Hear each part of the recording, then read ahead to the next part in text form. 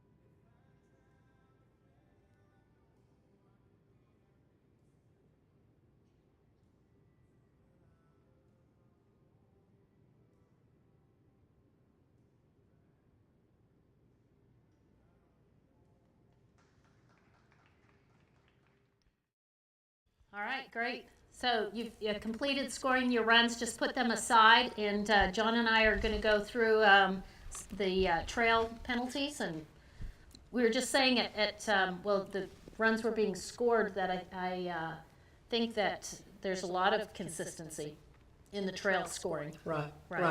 Yeah, this is a class that I don't really feel like we need to spend an extensive amount of time on, because I think our judges are doing such a good job. They are.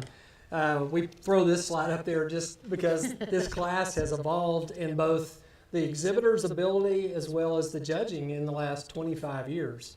And we won't get into the history of all that, but no Right. question that the exhibitors have continually raised the level of performance in this class, and I think our judges have been willing to reward that. Exactly. And they've recognized that in the first place, and then they've been able to reward that. So I think that those are really positive things about this class that we want to make sure that we encourage, that judges know what it is that they need to recognize and reward. And then I think that the penalties are fairly straightforward, but if there's any questions there, then we get into that. Absolutely. Well, just like with any of our other classes, we need to know our rule book. And so if there's any questions, I think that's always important that you've reviewed those on the way to the horse show, or that morning again, and even before that class. Right. And then as you go through and you review that course, or you walk that course, which is what we'll always want to try to do before the first class, Absolutely. is if you and or other judges are working together, I think it's important to have some of that discussion about strategic observation, what kinds of penalties might come into play, where transitions would potentially occur, so that you would know what faults or penalties to apply. And as we walk that course, to really give some strategic thought about having those things in mind. I think it's also really good that, gosh, we've got some amazing course designers as well as some instructional folks that have really helped take this information out, to our Exactly. exhibitors and the public, and have done a fantastic job. And that we need to make sure that we've communicated effectively with our course designer, and be sure that what the course designer has told the exhibitors is the same page as what the judges are on. Exactly. Because sometimes there can be a disconnect, and I think that that's really important, ideally, to walk that course with the designer. And if you can get to know your crew and get them to be your friend, and that you treat them professionally and And courteously, with respect, that's absolutely right. during the course of repair, that you don't just holler at them, because it's real easy to go, oh no, that pole, no, that pole, and That's you know, right. a lot of times we can get to where we're hollering across the arena at our ring crew, and they're really important in helping maintain that course in its proper condition. Exactly. Uh, I think it's important to, get with your scribe Oh yes, and make sure that you are going to be calling first of all, know that your scribe knows how to fill out a scribe sheet properly. right, And, most judges call the penalty first and then the maneuver, depending on how the penalty happens. But to, clearly let them know that you'll be saying penalty before you Right. apply a penalty. And hopefully you say that and you don't, confuse your, your scribe. Right. Say plus half, plus 1 and a half, not half, or Exactly. be clear, communication. I think that that's really important. And if your scribe wants to do a running score, because in some of these classes, gosh, the numbers can really mount up really quick. And if they wait till the very end, it can be time consuming, and they can get a little frantic and harried. That if they want to go ahead and do that and put that in the lower space, I think that that's certainly acceptable, and they don't have to feel the responsibility to have to go back and even erase that. At least that doesn't bother me.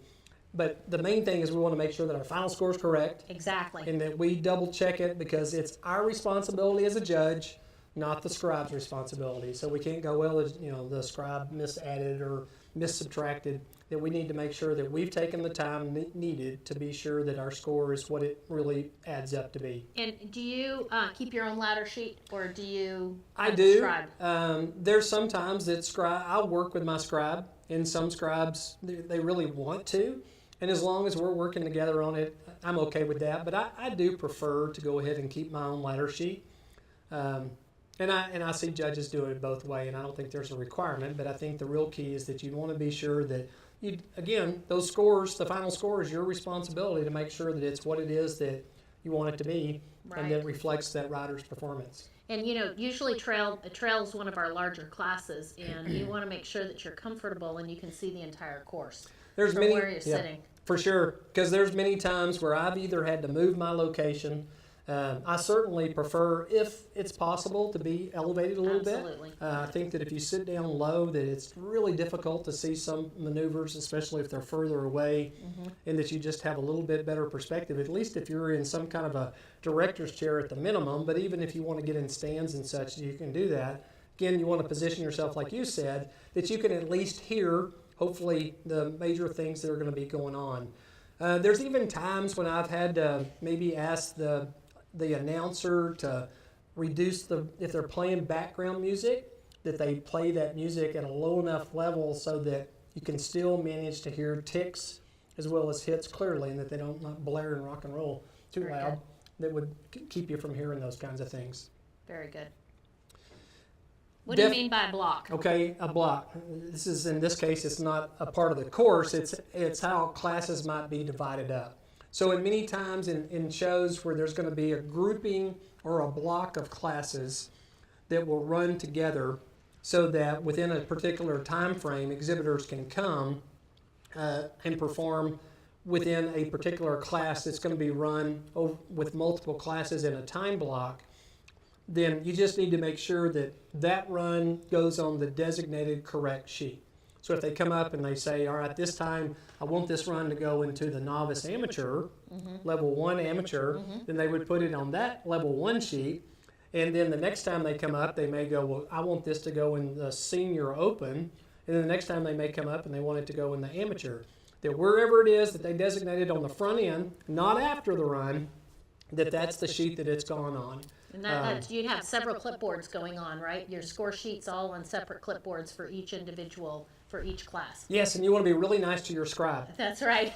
There's going to be lots going on. Yes, yeah, for sure.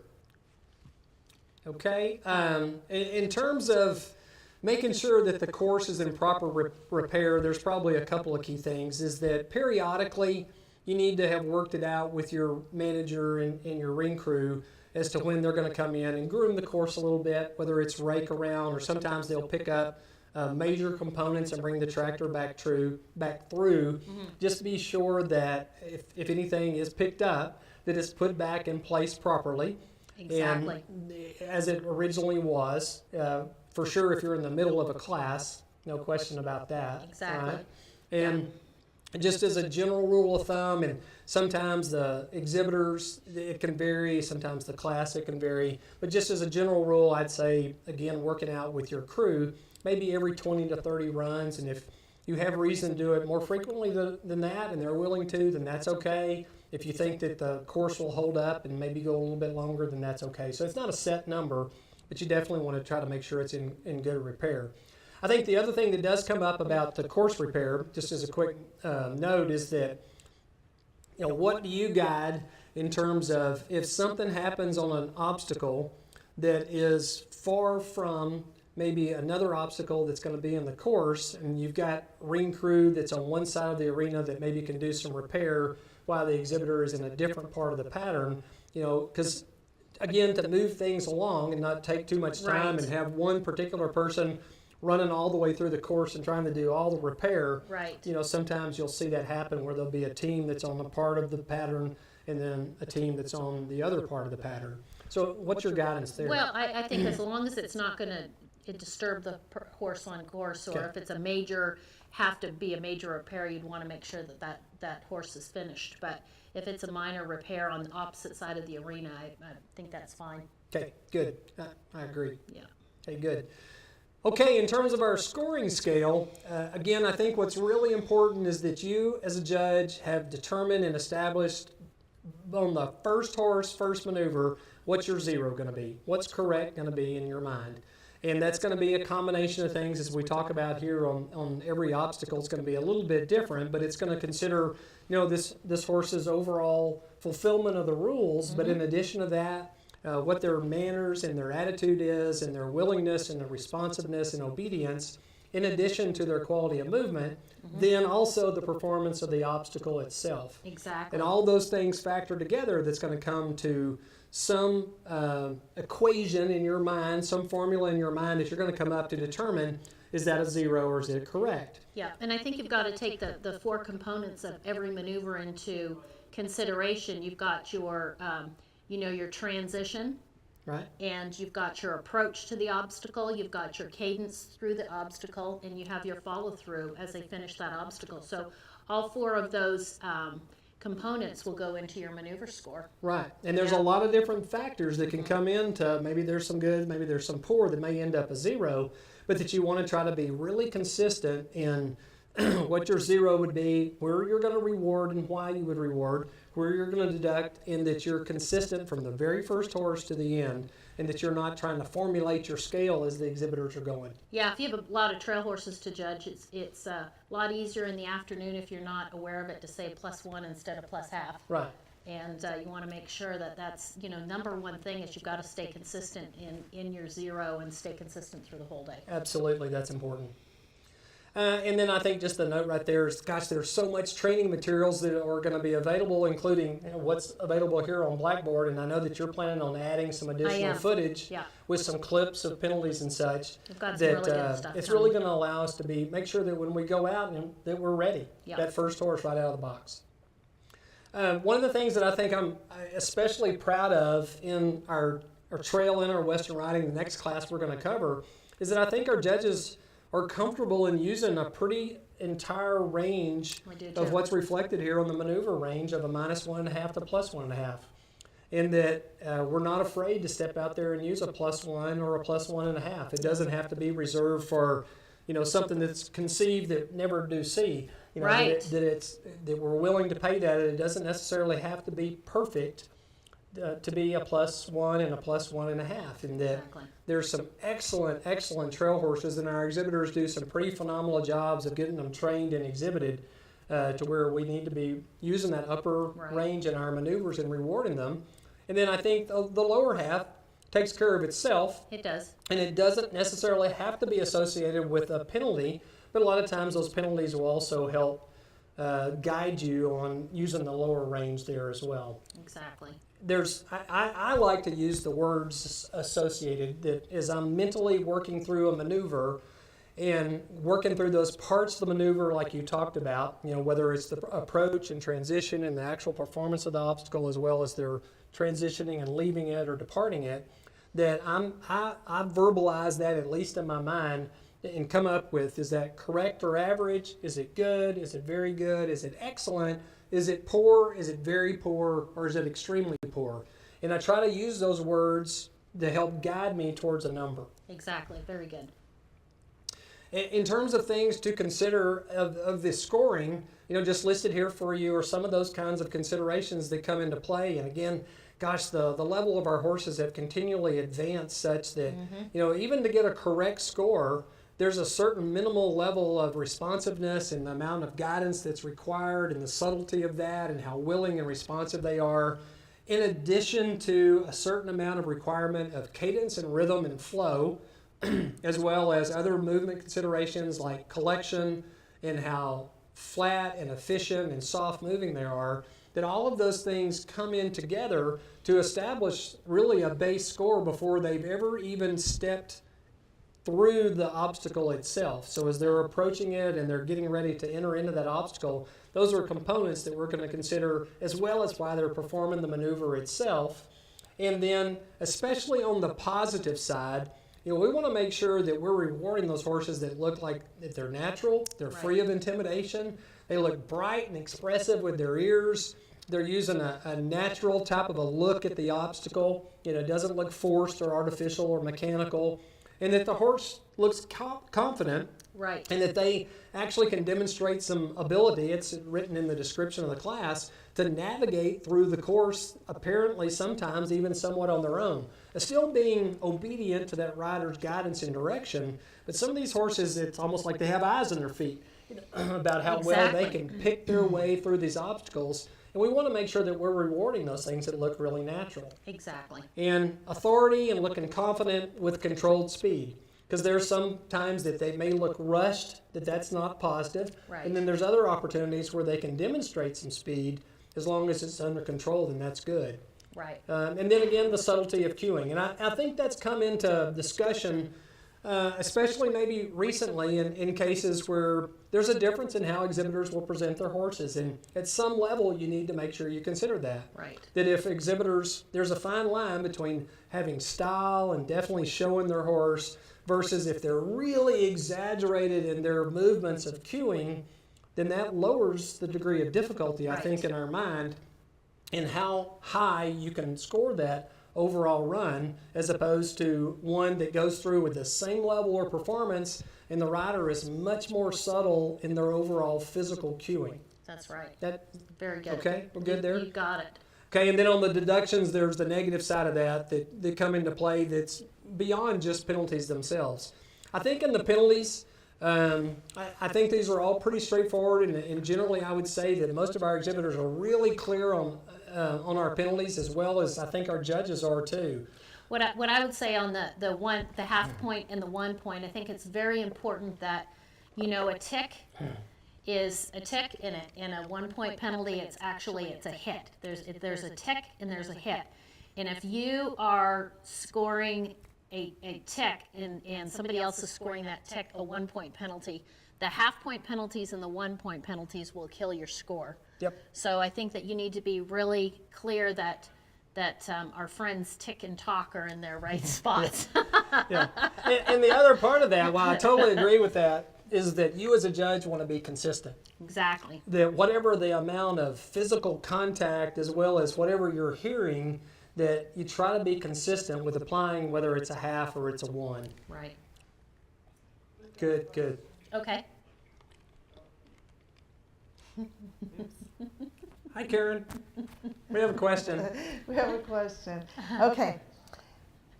In trail, if there's a simple lead change in the pattern, how many strides are allowed to complete that change? Okay, hold tight on that. I think we'll answer that question. But if we don't, please make sure that we will get that, okay? Keep us on. And then just for clarification, Okay, Yes. between obstacles. okay. All right. Yeah. If we don't get that clarified, then Well- we'll come back, all right? I know that got you won't let us forget. All right, Yeah. great. Okay, good. All right, so on this one again, I think what's really important to recognize is what the designated gait is Right. here. The gait is a walk or a jog. So even if they break up into a lope, the designated gear, in this case, is the walk or the jog. So that break of gait penalty there is going to be relative to that, which is 2 strides or less. Right. And both of us, we've trained ourselves to where we're counting Back feet. back feet steps, right? You got it. So 2 strides equals 4 steps of the hind feet, That's right. right? Okay. Very good. Both front or hind feet in a single strided slot or space. And there's some discussion that really comes into play maybe as to what a single strided slot or space is, because actually in those that are single strided, in most cases, it doesn't necessarily mean that they're actually going to perform a stride. They're not going to perform a stride. They're actually going to perform 2 steps Right. at the walk or the jog within that particular spacing, because a full stride would actually be 2 steps of the hind feet or Right. 2 steps of the front feet. Right. Okay, so hopefully that didn't provide confusion. Yeah. Skipping a space, I think, is pretty clear. Splits obviously occurs at the lope. It can occur both front and rear. I'm going to a little bit of a shout out here. AQHA has got a phenomenal instructional video We do. that, has been put together, and I would highly encourage anybody to make sure that they've obtained that Showing to Win Trail. because there's some fantastic examples of these penalties, and only 1 or 2 of them are out of date. The Yeah. vast majority of them are excellent demonstrations of these particular penalties. Okay? Good. Oh, wait a minute. I think we got ahead of ourselves. It Did we? didn't cover number of strides. Incorrect, or number of strides if specified. And again, I think our course designers have gotten really good about indicating when there's parallel poles, Yeah. whatever the gait is, what those required number of strides are. And it has to be, I think that this is important, that it has to be specified. Yes. So it has to, if it's not specified, then there's options. Exactly. And make sure that you've confirmed some of that with the course designer and Exactly. what they've told exhibitors and such. All right, here we go again at the jog or walk for more than 2 strides, which is 5 steps. Five steps. of the 5 100 feet. steps. 5 steps. Yes. 5 steps. All right. Now the knockdown, there's all these different things that can be knocked down. Right. And then the severely disturbed comes into play of sometimes there's going to be a pole or some other component of the obstacle that's going to be moved a significant difference, Right. but a distance, but is not necessarily knocked down or lowered. Right. And there's not a specific distance that at one point in time there was discussion about it being 6 inches or a full roll of a pole. None of that is in there specifically, but that's a judgment call. Right. And I think that probably generally speaking, maybe about 6 inches, which I don't know how many centimeters that is. I'm going to say, I don't know, 20, I have no idea, 20 centimeters, or a full roll of a pole. But again, that's not written down there anywhere clearly, and so that's a judgment call. I think the key there is severely disturbing. Yep, I think so. Yeah. Then the 1 foot off or out of some kind of an obstacle, I think the only key point to keep in mind of that is that a foot has to be in an obstacle before it can go out. That's right. That's very well said. Okay.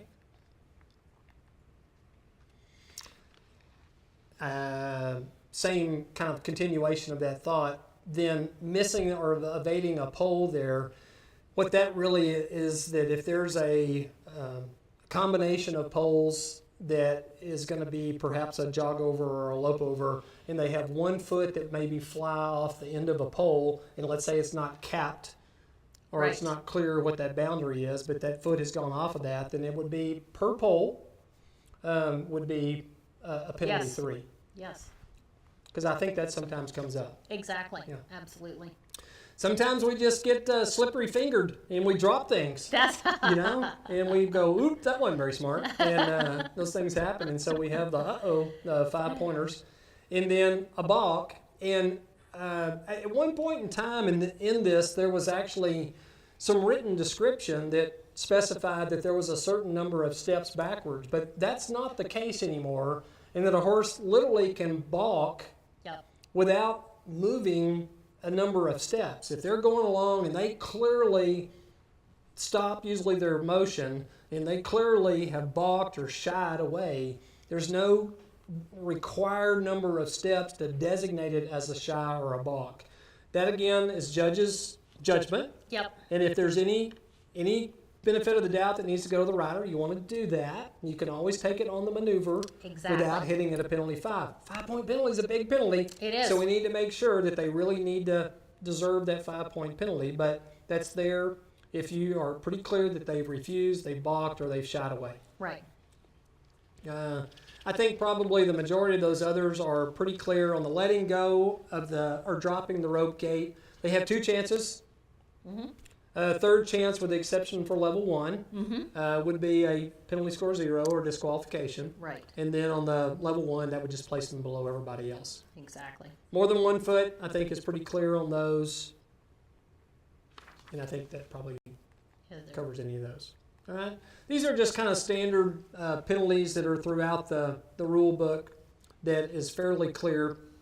Then there are some unique ones that come up here in terms of what they can do with their hands when they're working an obstacle.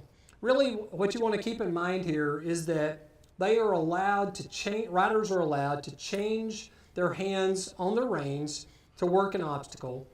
And they should do it at either the beginning and or end of the obstacle, not in the middle Right. of the obstacle. So they really shouldn't change hands on their reins during the middle of the obstacle. Now, my perspective on this, and maybe you want to clarify, is that I'm pretty lenient on how they may have to grab hold of their reins or roam out It's a great. or those kinds of things. I am. As too. long as they don't really have a huge advantage that Right. they've given themselves as a result of how they hold their reins, that's a lot of stuff to gather up sometimes, and they're trying to work obstacles, and you want to make sure they're safe. Exactly. No, I'm good with that. You good there? Yes. Okay. Absolutely.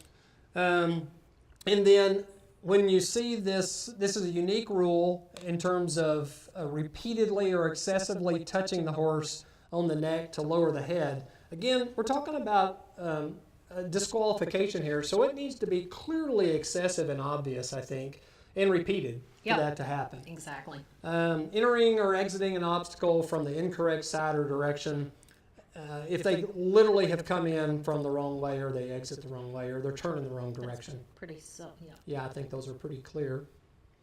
Okay, except for level 1. Right. Yeah. We good? Mhm. Okay. Failure to open and shut the gate or failure to complete the gate. So if they drop the rope and then pick it up, it's a 5-point penalty, For 2 times, right? right? And third, Yep. Third time they're out. okay. What And if they but just drop it once and then boogie? Then they're DQ there. Okay. Failure to Alright. open and shut the gate or failure to complete the gate. All right, very good. Okay. Okay, other kinds of faults that come into play, again, is the head position.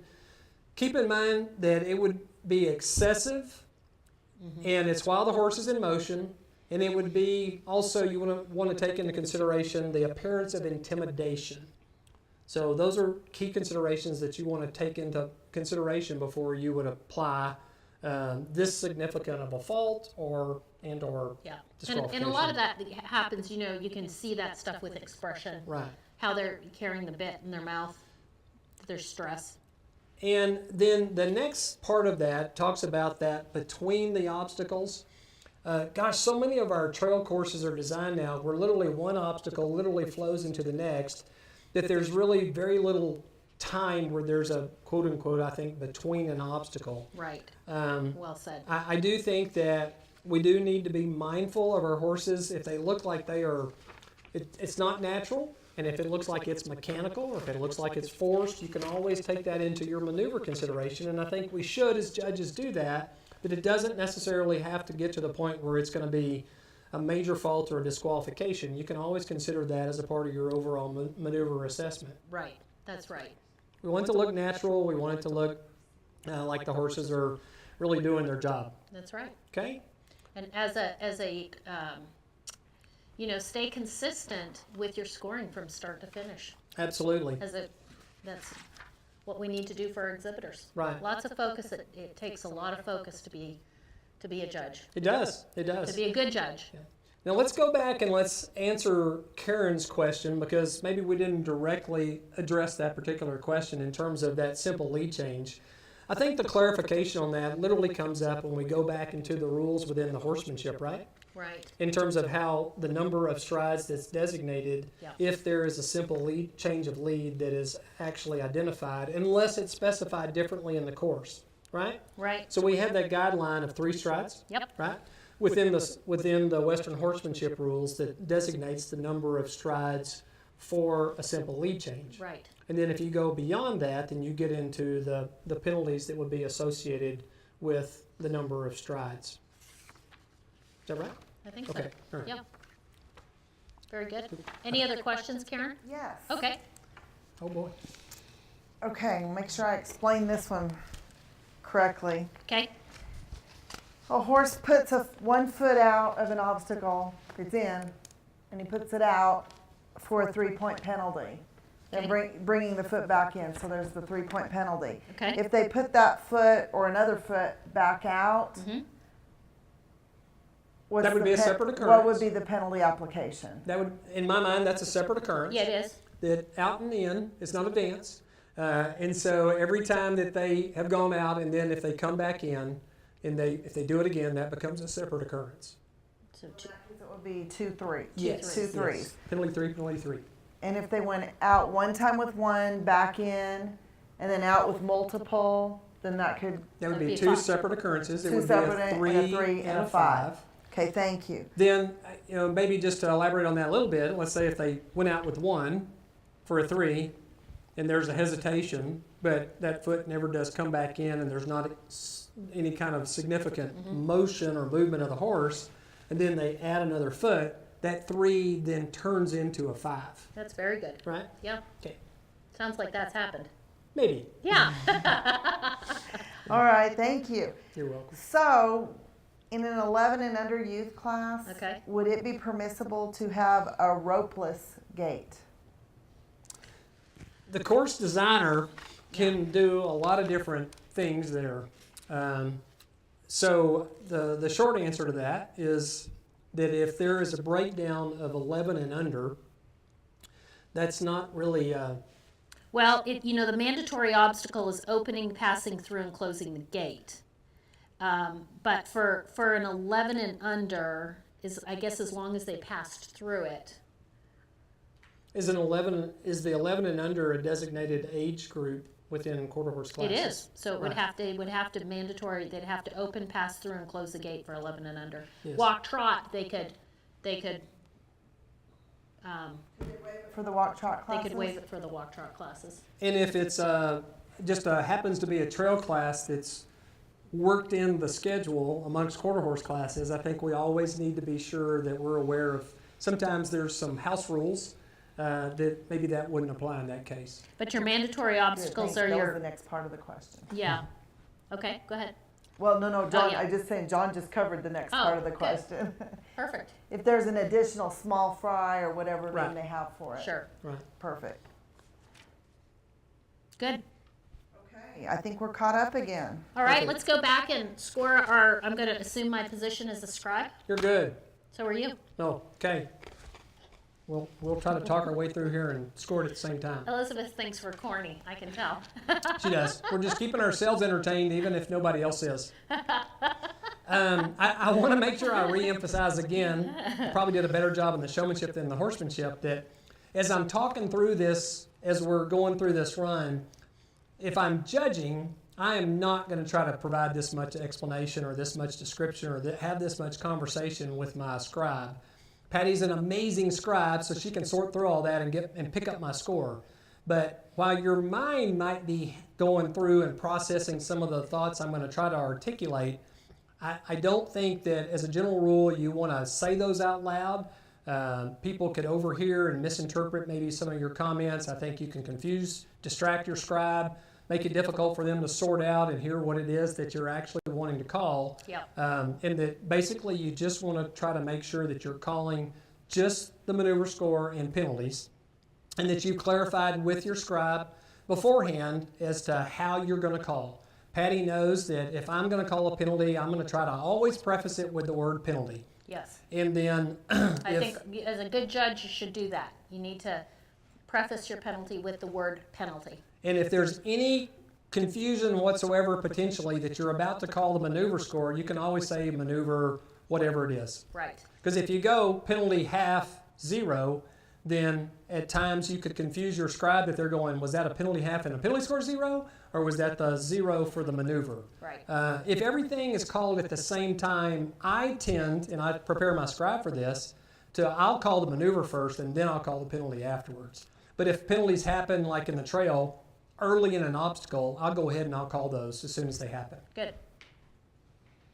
Here we go. Here we go. Boom.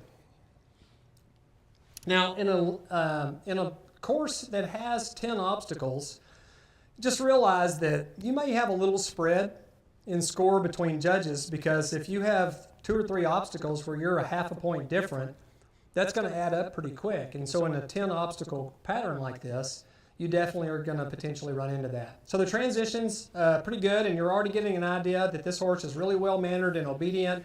He's a good mover to very good, has some positive expression. Going through here with cadence and rhythm and really minimal amount of cueing. So I'm thinking this is a good to very good maneuver. And again, really clear through all that. So I would have gone +1/2 or +1 on that. And then as we come down through this obstacle, that's a smooth transition. Again, pretty subtly guided through here. Steers through, maintains cadence and rhythm. I tend to count. I'm not doing that at the moment because I just don't have enough words to say it all. But I tend to count the rhythm there. And so I would have gone +1/2 on that. And then again, the expression is positive and the horse is pretty responsive on that. And so I would have gone +1/2 or even +1 on that. Now here on this slope obstacle, I think that there's a little bit of a change in cadence and rhythm and requires a little bit more steering. But overall, I think that still is a pretty positive type of a maneuver, and I would have still gone good on that or +1/2. Transition's pretty good here. I think we have a penalty half on that one, if you heard that right. And yet the rhythm and all and the cadence and the expression and the movement is such that I'd have gone plus half on that maneuver. Step into that maneuver and go pretty good stop, and then when we initiated into this turn, and then that turn is responsive and pretty prompt, perhaps loses a little bit of degree of difficulty there was some balance there before it went out of that, but still I would have called that a good turn and exit of the box, so I'd have gone plus half. And then moves right into those walkovers and a good expression and I think a natural look at those and maintain that cadence through it. So again, I would have gone plus half. Then again, good positive expression, rhythm, good moving horse, goes all the way up into the chute and then kind of have a poor stop right there. So I was thinking good to very good, and then we get all the way up in there for that stop. That if you want to bring that back to a 0, I think that that's very reasonable. Yes. Okay. But if you leave it at a plus half, I think that's okay too. It was definitely a plus half up into that point. Once we started the back, we maintained that back pretty continually there. And that back is actually, so maybe what I should have done, I should have told you plus half on the left lead, and then the chute and the back are separate. But that back was good, and it was continual and cadenced. But again, because of that stop, I would be inclined to bring that back to a 0. Once we started the gate, we backed up, and then when we went forward, we maintained that motion continually and did all that in terms of, and then closed it all pretty well collectively. Horse is responsive, pretty mannerly, pretty good with its mouth, and again, minimal amount of cueing that I think on the minimal side you would 0 it, and if you want to call that good and go plus half, you can do that. So again, maybe depending upon what your range is there, and whether you call that a penalty half or a penalty 1, is going to vary what it is that you're going to overall score is going to be for that particular run. But what do we end up with there? 74 to 76. Yeah, yeah. And again, I think while you may go, gosh, that's a 2-point spread, when you have 10 obstacles or maneuvers, and if you are a half a point different in a place or two, that's reasonable, then I think that that's okay. And especially when you get in a multi-judge event Right. and you drop your high and your low, gosh, I think your average ends up looking really good. Yeah, absolutely. I think the real Good. key on all this is that if you're going to be on the stingy side, know yourself, and that you're consistent with that from start to finish in a class. And if you're going to be on the liberal and generous side, know yourself and make sure you stay with that scale all the way through. Exactly. The consistency is key. Okay? All right, Shall we press on? press on. Any questions? Whoa, okay, yeah. Question. Let's see. All right, if a horse spooks in between obstacles and it spooks that it turns more than a quarter of a turn from the path it should be traveling, and then the rider gets the horse back on course, continues, should there be a disqualification or just a break a gate and maybe a refusal? I was thinking blatant disobedience. Yeah, I think that there's probably multiple things that come into play. And again, this is all hypothetical. Exactly. But what I'm hearing is that you would have a break a gate. Yep, And then if we turn off more than 90 degrees, we're probably going to have had a penalty score 0. But in addition to that, even before that 0, I would agree with Patty that there's been a blatant disobedience that would be applicable as well. So I could see that depending upon the gate, you would have a penalty 1 or a penalty 3. And then you would have a blatant disobedience for a 5. And then if it goes more than a quarter of a turn off, then that would be a penalty score 0. And what do we do with that in the level 1, Patty? that would be at the bottom of the class. That is correct. So, and here's a clarification she just sent in. Her question was just to make sure she understood that turning more than a quarter anywhere on pattern is a disqualification. That's not her question is that only intended for the box obstacle, or is that intended for That's a pretty really much good throughout the question. pattern? That is on turning more than a quarter off of any line of travel. Very good. Okay. Great and then- question. Yeah. Really good. We had a question on the, well, I don't know which horse this is. Let me get this clarified. So. Which we've only done one. Oh, okay. Oh. Well, that makes that easy. My feed's crushed that one. delayed. That's My right, feed's it delayed. is, okay, so it's still going on, yeah. Okay, so there was a question about the horse's movement in the serpentine. At the trot, did they think it was, maybe questionably Yes. Yeah. sound? And I think that that's a good observation. Yeah. And we've had some of that discussion. And it goes back to that whole lameness call of, do you think it's consistent? Do you think it's obviously observable under all conditions and circumstances? Yeah. And while, if you want to take that into consideration on that maneuver, and so maybe you deduct that maneuver by some because you're considering that a quality of movement, if you're not certain that it's a lameness, because we didn't think that the horse showed any type of consistent nodding with its head or shortening of stride. There was a place or two in there that we kind of went, and that we did take that into consideration a little bit on our score. Great, thank you. Yep. Good, We're good now. all right, good observation, great. All right, number 2. Try to talk more quickly. You're doing good. Again, this horse looks real willing here and obedient. Goes off in a good transition. Shows some positive expression right there coming around the corner, and is above average moving horse. So I would be thinking probably good at this stage. Could be maybe a little steadier with his head set and head carriage, but all in all, takes all that pretty well cadenced and rhythmic. I think you would say 0 on the downside, but I'm going to call that good. Again, trying to be consistent there. As we steer through here, again, minimal amount of steering. Kind of has a chip there on that pole, and plus I think you could see that there was some pretty visible moving for a penalty 1, and I would have zeroed that maneuver. Again, I would be counting here if I wasn't doing all the rest of my talking, and so on that one, I would have gone 0 or plus half. Either one, I think, are reasonable scores. Again, I think that the transition into this maneuver is acceptable. I think there's a half or a 1-point penalty, depending upon how high your volume is there. And again, I would have called that maneuver a 0 or a plus half. Reasonable amount of cadence and consistency. This horse doesn't have a tremendous amount of positive expression, but is very willing and obedient and goes through there and guides pretty well. And I would have been inclined to 0 that.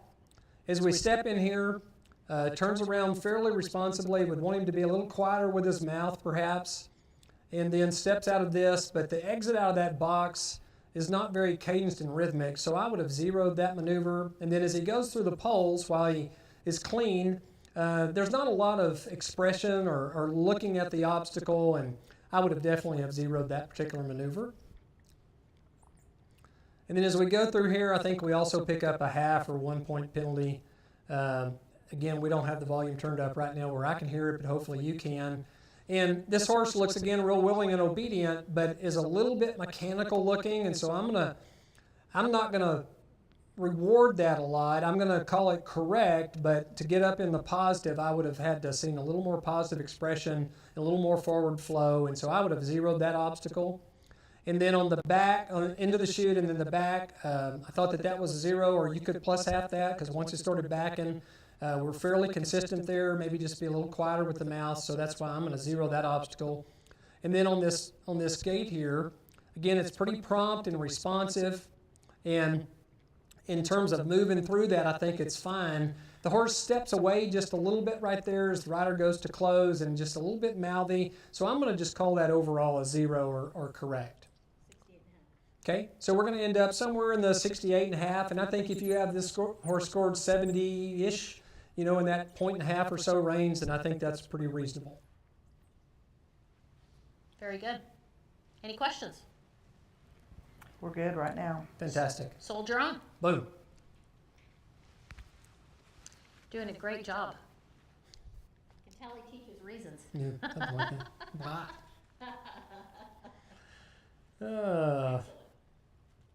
We're wearing down our onlookers. This is a good thing right here to make sure that you and the exhibitor are both comfortable with the correctness of the course. And if an exhibitor points out a pole that maybe you've missed that needed corrected, gosh, give them that luxury of having it corrected. So there we go. We step off and we pick up the lope okay. And I'm thinking that at this point this horse is fairly average. Looks a little labored, so maybe could use a little more rhythmic forward flow in this. And so I would have been thinking probably 0 at this stage. Just looks a little bit labored. And then we have a break a gait. And then all the rest of those stride additions in there are at the trot. And so all that would have been a penalty 3. And I do believe that there's a hit of that obstacle as well. And we're definitely going to have minus that obstacle, at least a -1. I think if you go -1.5, that's very reasonable. As we go through here, we have a couple of subtle changes in cadence and maybe a chip here or there, and there's probably a penalty half in that as well. So I would have gone 0 with a penalty half on that. And again, I would call this a pretty average kind of performance. If you think that's good on that third obstacle, you could go +0.5, but I went 0 there. And then here, I would call this correct, that the horse is fairly consistent in cadence. But just from an overall consistency of frame and quality of movement and really there's no positive expression there, that I would have zeroed that obstacle as well. So a part of that comes into play in terms of how that horse's frame and movement and overall manners and are through the obstacle, but remember it's also as they approach it as well. So I would have zeroed that trot obstacle. We come into this here and we're clean into this box. We step in there and turn around fairly responsibly, and that's pretty quick, but we overturn a little bit, and we take a little bit of time getting out, that I would have still gone 0, but if you go +0.5, I think that is a reasonable option. As we walk through there, we're definitely correct on those walkovers, but again, very little natural expression or that horse looking like they're even really fully aware that those obstacles are there, so I would have zeroed that. Then again, in terms of we pick up the correct lead, we're fairly willing and broke and obedient, but pretty average in our movement and very average in our expression, so I would 0 that. Have a little bit of loss or a change of cadence going into the chute, and the stop is okay, and then once we back through here, the horse is pretty responsive and willing. That again, I would have gone 0 on that obstacle. I think that's okay. If you go plus there, you could. Start backs off pretty good here from the gate after picking up the gate. Moves forward, steps across, appearing pretty clean there, all in one motion, and then backs up here pretty well. Gets this gate closed. That I think you could go +0.5 on that, but if you just go 0, I think those are both reasonable options. So with that penalty 3, that's going to be pretty significant probably in lowering that score to where it's going to be probably a mid-60 kind of run. 65.5. That sounds about right. Somewhere in there. Questions? No, they are good. All right. They're oh, they are saying no sound again, but we don't play it when the video's going, right? But they should be hearing these people.